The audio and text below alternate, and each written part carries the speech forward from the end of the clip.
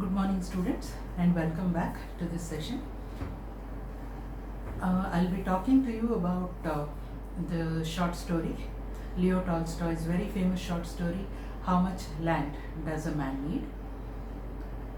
We have dealt with this in the class already, but lots of you have called me and you had a few doubts about this, so I'll be dealing with this in a very short time, dealing basically with the theme of the story, and I'll summarize the short story for you.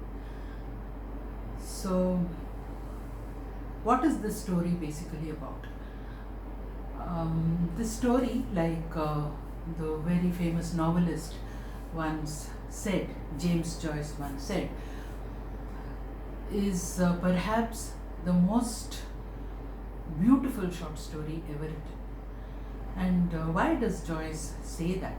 Because this story by Tolstoy, this Russian short story, deals with the eternal theme of human need versus this desire for greed. All of us have, every human being has needs. All of us have needs. However, we just don't stop at needs. None of us stop at needs. All of us yearn for something more. We are all the time yearning to get something more. And this something more leads us to more and more and more. And this avarice, this greed, is what leads us to unhappiness and perhaps to our own downfall. And Tolstoy talks about this contradiction, this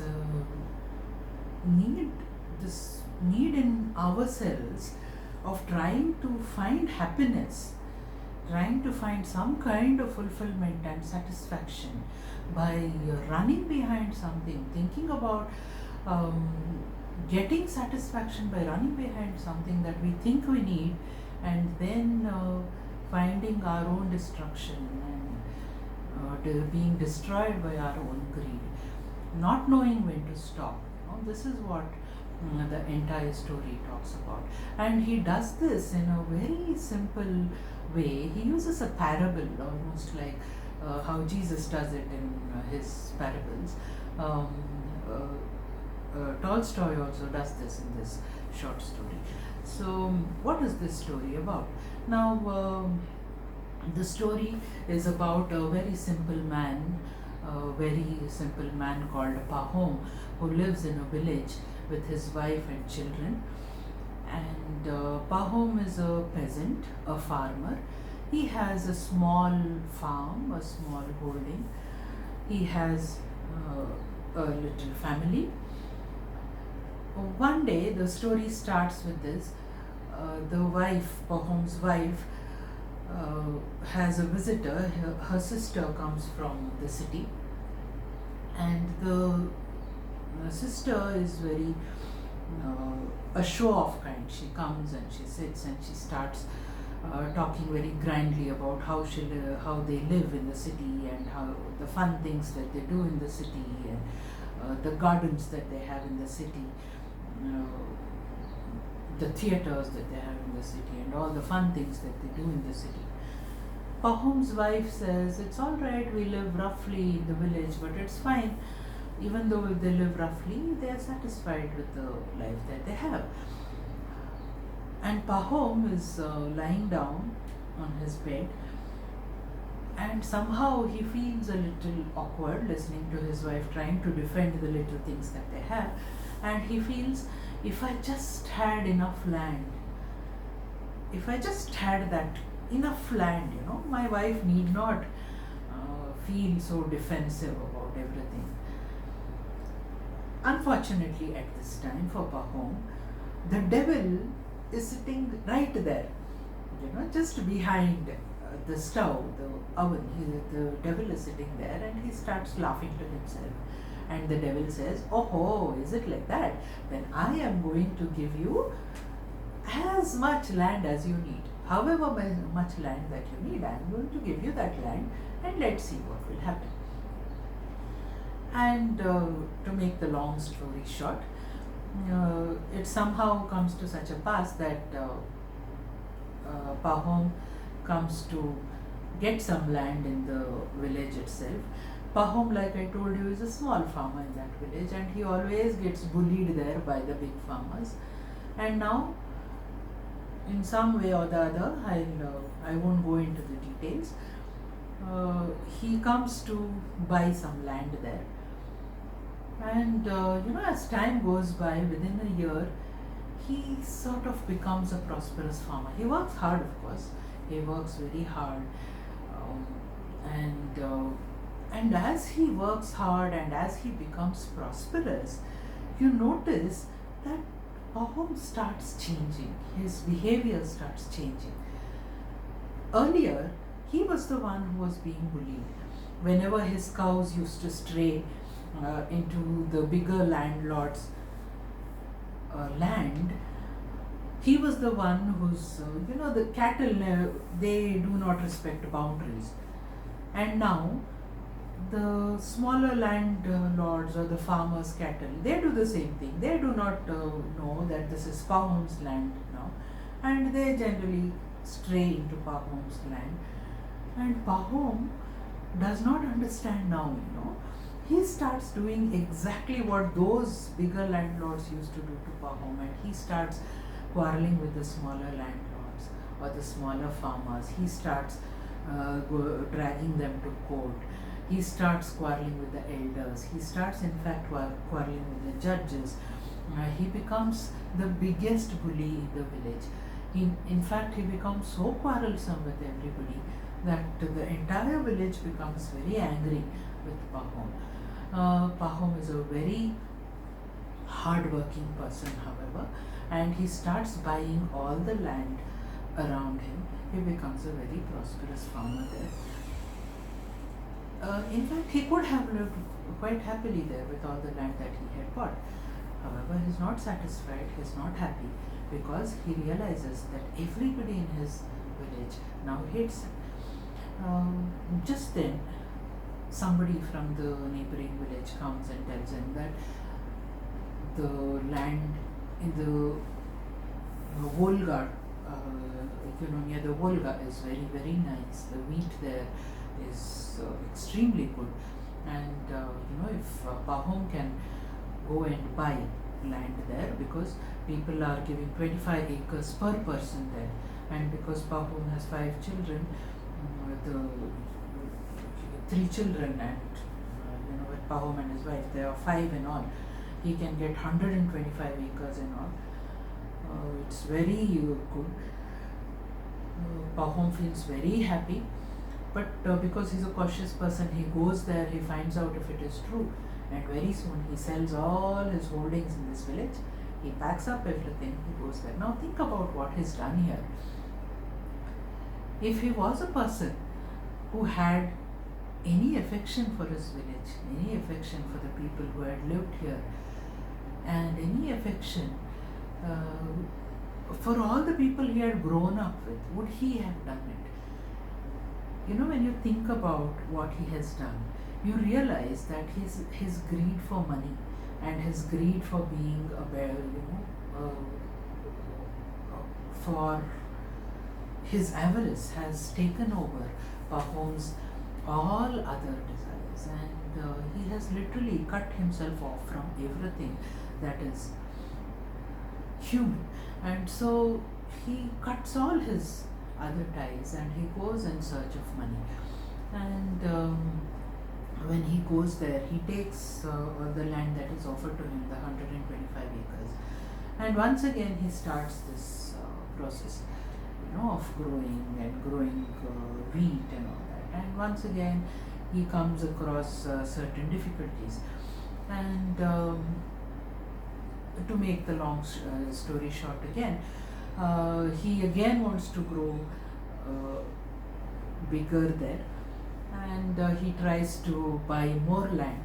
And when he is in the process of buying some 1300 acres in this village, he comes across another tradesman, and that tradesman tells Pahom that he should wait before he buys this 1300 acres, because there is another place where he can buy 10 times or even more land than this at far less money, because these people from where he can buy this land are called the Bakshirs, and these Bakshirs, they are tribesmen. They do not want land at all.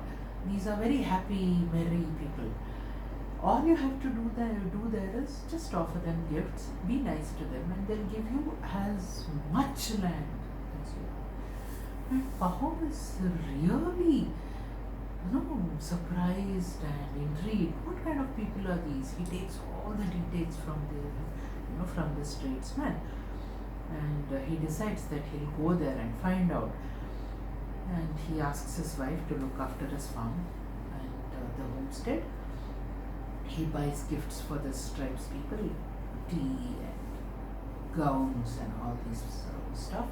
He takes his servant man with him, and for 7 days he rides along with his man, and then he comes to this tribe's place where these Bakshirs are staying, and he realizes this tradesman was right. These Bakshirs are very merry people. They don't grow anything. It is virgin land. Nothing has been sown there. It has not been plowed. All of them, they have lots of cattle. They just eat the meat of that cattle whenever they want. They have lots of goat and stuff. They drink milk, and they just enjoy their life. He goes among them. He talks to them, makes small talk, and then finally he says, "See, I've come here because I want to buy some land from you." And he gives them the gifts that he has brought. They are very happy, and the chief comes and he says the same thing to the chief. The chief says, "Fine, we are very happy with the gifts that you've got us." And Pahom says, "All right, what is the price of the land? I want the title deeds, everything should be legal." So the chief says, "Fine, the price is the same for everybody. It is 1000 rubles. Rubles is rupees, that is the currency in Russia. It says 1000 rubles per day." Pahom is sort of intrigued. He says, "What is 1000 rubles per day?" The chief explains, "It is like this. At sunrise, you come to a place that we designate. We'll mark a place. You give us 1000 rubles. I'll put my cap there. You put 1000 rubles there. And then you start walking. You can walk as far as you want, as wide as you want. But at sunset, you come back to the exact same place where you put the cap. And all the land that you have covered, you should mark the land wherever you want. All the land that you have covered, that is yours. The only condition is, wherever you've started, you should come back at sunset." Now that is the condition, and that is the price that we mark. And Pahom is so surprised. All the land that I travel in one day, that is going to be mine? Oh my God, he's so surprised and so thrilled. He feels, I can certainly walk 35 miles, 100%. 35 miles, all that land will be mine. He wants that land, and he just looks at all the land around him, and he's like, "This is virgin land, this is beautiful wheat land, and all this land can be mine. I can do this, I can raise cattle, I can bring up horses, I can have this farm, I can have a vineyard here, everything, this is going to be mine." And he's so thrilled, he says yes. And these tribesmen give him a very nice feather bed to sleep on. They give him good food to eat, and they give him a tent to lie down in. So he goes, and they tell him, "You go and rest now. Tomorrow morning, early, you have to come, and we can start." Pahom is very, very excited. So at night he goes and he thinks, okay, I'll sleep now nicely. But he can't sleep at all. He goes and he tries to sleep, but he's so excited, he turns and twists and turns. He sits up, he thinks about what he will do with all this and how he should walk and what should he take with him and how much water he should carry. His brain is filled with all kinds of dreams that he will do with this land. And towards morning, he sort of falls into a doze, a very uneasy kind of sleep, and then he starts having a nightmare, a very bad dream. And in that dream, he feels that the chief is sitting outside his tent and he's laughing away. And Pahom gets up and comes to see why the chief is laughing. And the chief turns into the tradesman who came and told him about the chief. And the tradesman turns into that dealer who spoke about that village where 25 acres were being given. And that tradesman turns into somebody else, and then it turns into the devil. And suddenly, Pahom sees himself lying dead in front of the devil, with blood coming out of his mouth. And he wakes up very frightened. And so frightened he was, and then he gets up and he thinks, "Arey, what kind of dreams one dreams about?" He thinks. And he gets up anyway. It's getting late, and I should get up. He gets up, washes his face, and gets ready. He eats a slice of bread, drinks a little water. He wears his clothes, and he feels that it is going to be early morning, where it's going to be sunrise soon. So he comes out, and people are rising all around him. They get into a cart and they go to the designated place. The chief lays down his cap, and Pahom puts his 1,000 rupees there. And the chief tells him, "Good luck. You can walk as much as you want, but remember, at sunset you have to come back." It is a hillock, and they are on top of the hill there. And Pahom removes his coat. He is in his shirt sleeves, and he's wearing comfortable shoes. He just puts a small spade in his belt and takes a small canister of water, a little bread, and he starts walking. He's very energetic now, and he starts walking quickly. He walks towards the sun, and all right, he walks swiftly and stops a little in between, marks on the way, this I need, and he sees a clump of trees. He circles that, and he walks till noon. He stops a little, eats a little bread, and then walks again. Then when it is late noon, he sees a big lake. He decides that, okay, I need this lake because it is good water. He circles the entire lake, and when he circles the lake, he realizes that it is late in the afternoon, and he has to come back. And he starts walking back very fast, and he walks back and back and back, and then he realizes that it is almost evening, and he tries to look up. These people are up on the hillock, and they are looking like very small pinpricks there, and he realizes that he really has to hurry if he has to make it up the hill. He starts running, and now he realizes that he's very tired because he did not realize that he has walked so much and so far. And the other thing that he has forgotten is that it is up on the hill. And Pahom realizes that he might lose everything, all the strain. And now he starts running very fast. And these people start encouraging him. Now he can see them as individual people. And he runs. He puts all his effort. and the sun is now sinking very fast. It is almost becoming dark. He runs and he keeps praying, no, no, not now, not now, please, not now. He runs and runs and runs, and suddenly it is dark. But still, those people, they keep encouraging him. They keep yelling, come on, and he realizes that it is still light there because he is down and they are up. So he puts his last remaining energy that he has and runs up the last few yards that he has. And he goes and falls on the ground.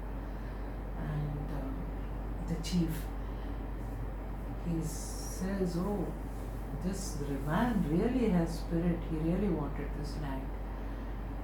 And the servant, he turns him around. Pahom has fallen on the cap. He turns him around and he sees that Pahom is dead and there is a lot of blood coming out of his mouth. The servant digs a 6 feet ditch right there and buries Pahom in that land. So finally, what Pahom really needed was just 6 feet of land. He did not require 35 miles.